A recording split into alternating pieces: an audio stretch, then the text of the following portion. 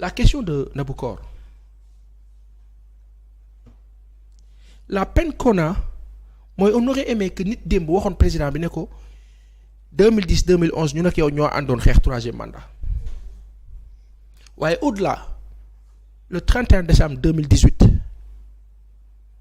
ak li ci topp ak la ko jiitoog la ca des ak référendum ba ca période ba nee nga intellectuel dañoo bëri wax waaye lii amul interprétation tëj nga ko feere nga ko la constitution est claire les 2 mandats ont été réglés depuis donc man là en fait ce qui est lourd du moins c'est le fait qu'on doit aujourd'hui reparler et c'est là où ceux qui disent qu'ils ne vont pas à ce dialogue-là ont presque raison. Quand bien même 10 milliards d'ans, je soutiendrai le dialogue. Moi, c'est mon avis, humblement. 10 milliards d'ans. Tu dialogues avant, c'est cool. On est tranquille. Ben, tu dialogues pas, tu te bats. On va se casser la gueule. Après, on nettoie. Reste à savoir qui va vivre pour nettoyer. Yàlla nañ ci Yàlla muccal. Dire que waxtaan a gën xuloo du dëgg mais waxtaan aussi li tax du am xuloo day fekk ñaar ña honnête ca waxtaan ba day fekk itam la ñuy waxtaan nekk dëgg mu bañ a nekk lu amul yoon lu dëgguwul tey jii nii on parle de 3e mandat le principe sacro-saint aurait été tellement génial que le président en séance présentielle puisse dire écoutez monsieur Sall Khalifa Ababacar et toutes les autorités ici présentes je vous le dis ici vous ne m'entendrez pas et je l'ai déjà dit sur la question du 3e mandat je ne ferai pas de 3e mandat je ne compte pas le faire la constitution est claire comme monsieur le président vous l'avez toujours dit qu'est-ce qui change entre-temps qu'est-ce qui a changé entre-temps et toute la nomenclature de cette pesanteur d'ambiance nauséabonde part de cela moo di ne li warut a nekk nu bëgg kaa nekkal di ut feem gauche droite porte d'entrée issue de secours et cetera et ça pèse sur tout le monde ñi fa jaaroon ñëpp ña toogoon ca salle baak ñëpp xam ne dëgg bi lii la moom kay da nga kaa ñeme wala doo ko ñeme da nga kaa nangu wala doo ko nangu waaye xam nga ne lii moo la yoon donc loolu nag koor di laajte moo diis à la fin le président nous dit quoi et à ce niveau moi j'étais gêné président foofu am naa ci kersa mandat na bu ngeen ko bëggee da ngeen may ñaan mais foofu xam nga kan moo doon wax gis naa ñaari nit wax naa la ko sànq président boo xam ne ah. ma ni à quel moment la ñu nekk ci royaume.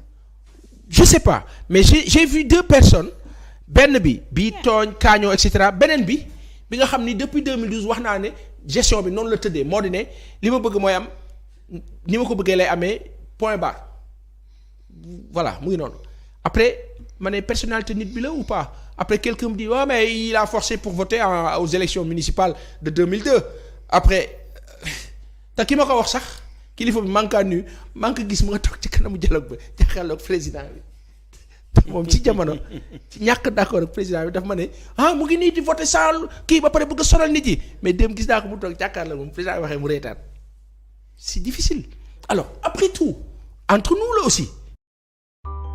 De stilste scooter horen in de drukte. Dat is.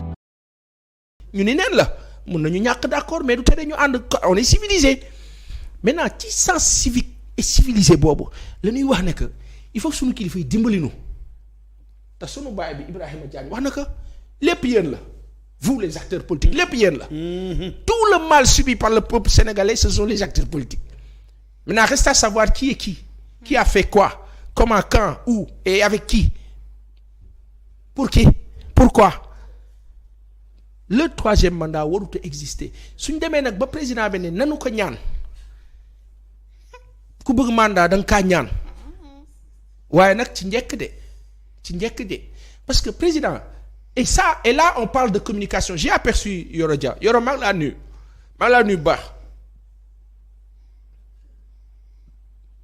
mais xanaa palais wala boog peut-être le président au Sénégal et en Afrique les chefs d'État ce ne sont pas des gens qu'on coache c'est eux qui décident ils n'ont pas besoin de conseils et autres ils décident de tout en Afrique c'est comme ça le président décide point barre le président a dit que c'est-à-dire que tous les gens nommés ça et là c'est comme s'il n'avait pas aucun talent, aucun génie. Invité sur le plateau, sur instruction du président, le président nous a dit, ils n'ont aucune idée.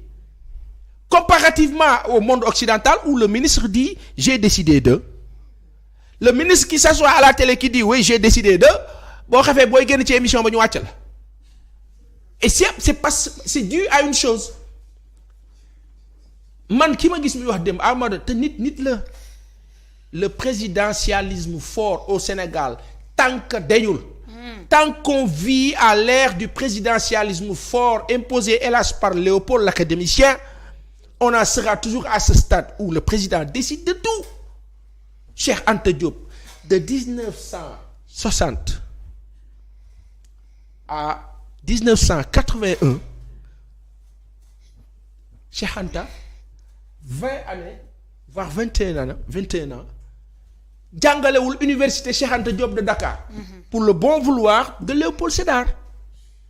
Pourtant on dit oui, l'académicien, Senghor, le poète, le gentil, etc. Mais celui qui empêche Cheikh Anta mu jàngale université avec son savoir universel, moi je trouve que c'est le crime le plus odieux qu'on ait commis au Sénégal. Cheikh Anta, on l'écarte. Mamadou Dia, on l'élimine. Lamine Bakar Wali Koura, on le met à côté. Et après, on se retrouve à quoi? Un président super méga terraphore. Senghor ñëw, Abdou Diouf dindiwu ko, Abdou Diouf ñëw, Abdoulaye Wade ñëw, dindiwu ko. Le président Sall dindiwu ko. Tu es président, tu es chef de parti, tu es chef suprême de l'État, chef suprême des armées, tu es garde, tu es tout. Mais forcément, dañ lay ñaan corps. Tu es le président du Conseil supérieur de la magistrature. Tu nommes partout. Mais dañ lay ñaan. Loolu moo la dëgg. Nous sommes dans un régime où le président décide de tout. Donc, effectivement, il a raison de dire da ngeen may ñaan. mais est-ce que xam nga neexul ci dégg. est-ce que dañoo ñaanoon Abdoulaye Wade te non déggoo ma de. déggoo dama la ne. xam nga neexul ci dégg. xam nga dafay moom day ruube. xam nga neexul ci dégg. président Abdoulaye Wade kenn ñaanu ko. président Abdou Diouf kenn ñaanu ko. président Senghor kenn ñaanu ko. Et c'est là où je vais chuter pour dire, monsieur le président Sall, un peuple dos au mur ne demande pas et ne commande pas. Un peuple dos au mur. Je dis un peuple. Et quand je dis un peuple, c'est le peuple. Et le peuple, c'est un composant de plusieurs êtres humains. Pas d'un seul être humain. De plusieurs êtres humains, dont vous, monsieur le président, et tout ce qui vous entoure. Yoro Dia vous l'a dit. Yoro Dia daf lay wax, monsieur le président, ne la troisième mandat moom les Sénégalais le règlent. Et aujourd'hui, Dieu a fait que le Sénégalais d'hier ne se laissait pas faire. Monsieur le président, ce n'est pas une menace, c'est une appréciation de la situation. Le Sénégalais d'aujourd'hui est plus en colère que le Sénégalais d'hier. Et le Sénégalais d'aujourd'hui est mieux informé que le Sénégalais d'hier. Quand on peut protéger des rapports de Cour des comptes et autres, je pense qu'on peut protéger une nation entière et faire de sorte que l'ambiance ne soit pas délétère, libérer tout le monde. Et la meilleure façon de libérer les gens, c'est justement de dire à ce peuple-là, vous m'aviez confié une tâche, une mission, l'heure est venue de vous rendre votre appareil et appareillage. Monsieur le Président, merci. jërëjëf Seck yaa Seydi waaw. xam nga dafa am lu daloon président Abdoulaye Wade mooy ba mu naan wax waxeet. am lu daloon Serigne Mbacké Ndiaye ca pale ba maa ne woon ci wetam ba am ba nga ko waxee dama dëgg tànkam. moom naan ku yar caq da nga moytu. su ngeen sàggee ne ba daanu yéen ñëpp kaso ngeen di dee. pourtant loolu junj boobu du woon loolu wax sax mais lañ ca soxla mooy élément boobu extrait boobu. Abdoulaye Wade tam waxeet extrait lañ soxla moo dal Macky Sall démb. xam Macky Sall président Macky Sall démb waxam bon manière am la moom maanaam noonu lay réactionné moom mais chaque jour mooy heure de communication lay doon gis nga avant wax jooju jum xam nga lu mu doon wax ji du tafu bu ko kenn tafu wax ji xoolal buñ koy làq-làqi nañ ko teg ci taabal ji ngeen ñaan ma est-ce que dégg nga est-ce que ngeen ñaan ma boobu la defee erreur mais buñ ne wax ji buñ ko tafaloo ba ma nag ay ndam non fekk Khalifa Sall moo indi wax ja mais wax ja ma nga démarré ca Idriss Seck monsieur le président avant tout respecter sa la nga waxoon peuple Sénégal de commencer discours am Khalifa Sall tam ñëw leeraat loolu Decroix ñëw leeraat ko même Amadou Sall mi ànd ak ñoom wax na wax ju am solo mu ne ko adduna bi lu fi sax amul lu dul yàlla kon ñun ñëpp nañu ànd dafa suñu réew ba bañ koo taal ndax bu yàlla ne président tey fi la yem kenn mënut a dafa la yem est-ce que da nga wax ci loolu nag nee ko tax ci kanam buur bi maanaam mooy manière am chaque jour président mooy loolu